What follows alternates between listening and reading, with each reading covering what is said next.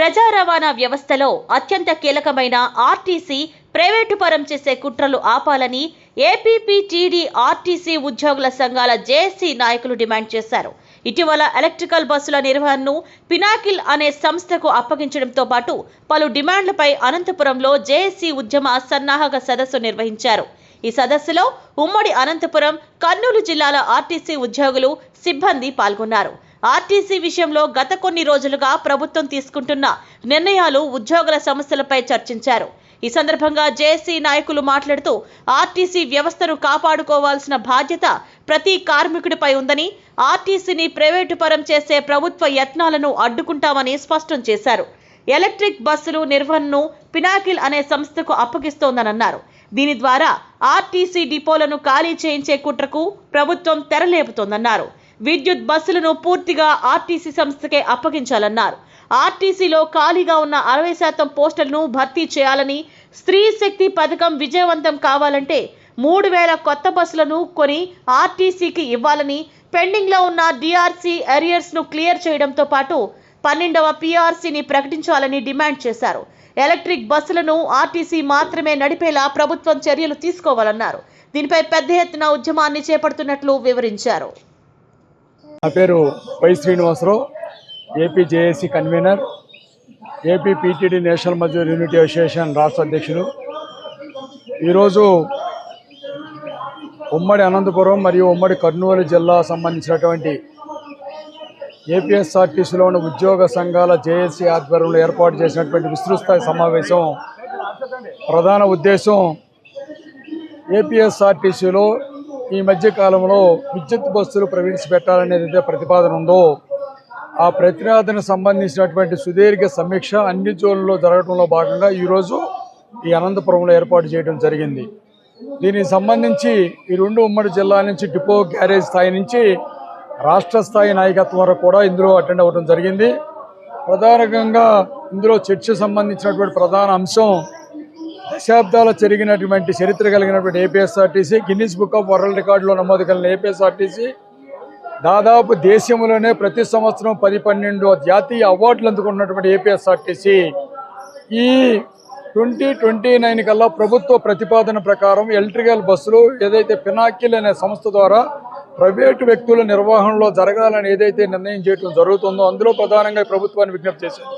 స్త్రీ శక్తి ప్రవేశపెట్టిన తర్వాత సుమారు 10 లక్షల మంది ప్రయాణికులు పెరిగినా, బస్సుల సంఖ్య పెరగకపోయినా ఈ రోజు వరకు సిబ్బంది అనేక ఒడిదుడుకులు ఎన్నుకొని పనిచేయడం జరుగుతుంది.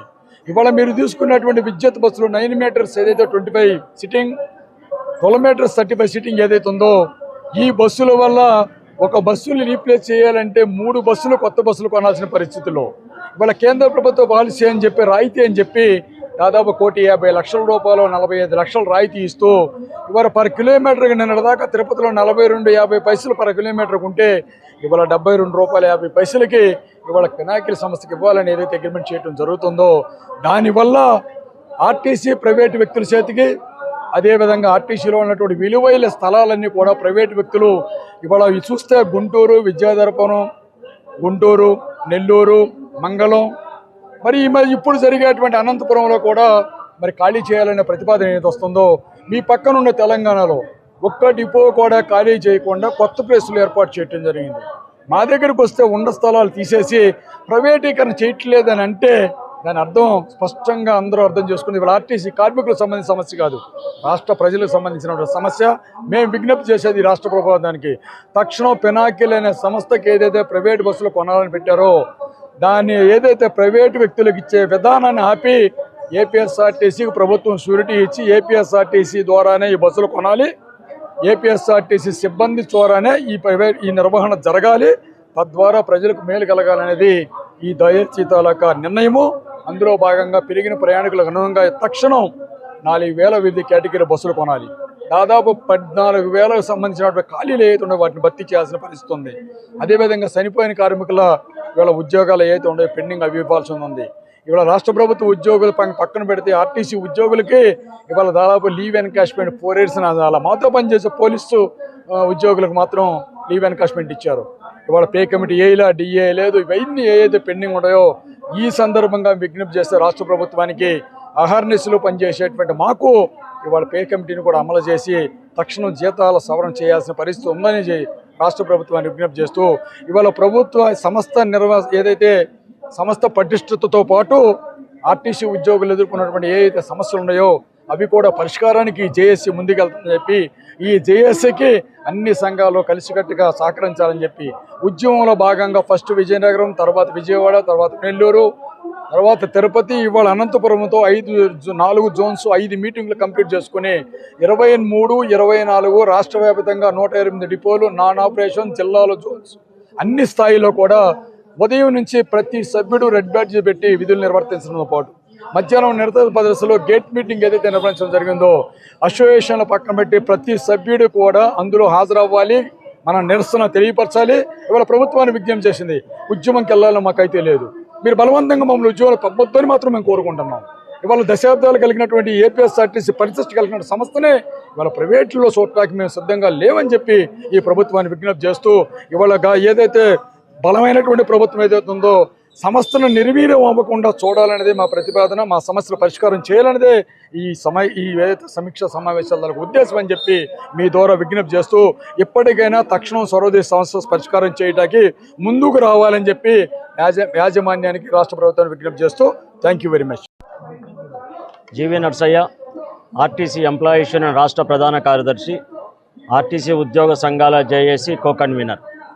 ఇవాళ ఏదైతే ఆర్టీసీలో ప్రైవేటు భాగస్వామ్యంతో విద్యుత్ బస్సులను ప్రవేశపెట్టాలని ఈ ప్రభుత్వము నిర్ణయించిందో దీన్ని ఆర్టీసీ ఉద్యోగ సంఘాలుగా అదేవిధంగా ఉద్యోగస్తులుగా దీన్ని తీవ్రంగా వ్యతిరేకిస్తున్నాం.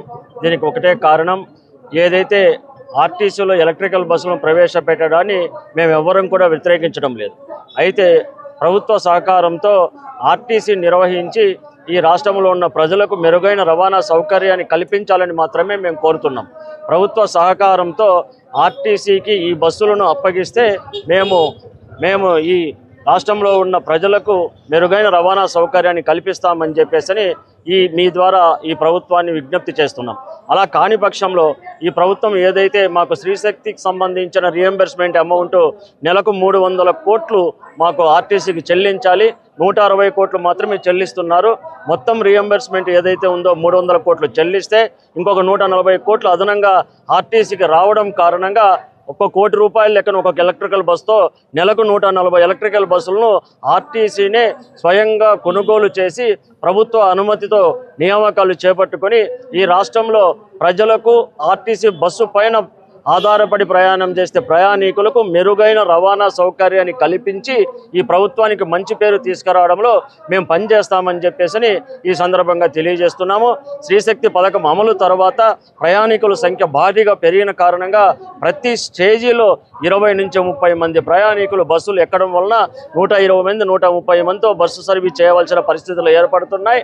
వెంటనే ప్రభుత్వం ఆలోచించి ప్రభుత్వానికి చెడ్డ పేరు రాకుండా ఉండాలంటే ఈ ఆర్టీసీలో వెంటనే 4000 డీజిల్ బస్సులను ప్రవేశపెట్టి ఉద్యోగ నియామకాలను చేపట్టినప్పుడే ప్రభుత్వానికి మంచి పేరు వస్తుందని చెప్పేసి ఈ సందర్భంగా తెలియజేస్తాను.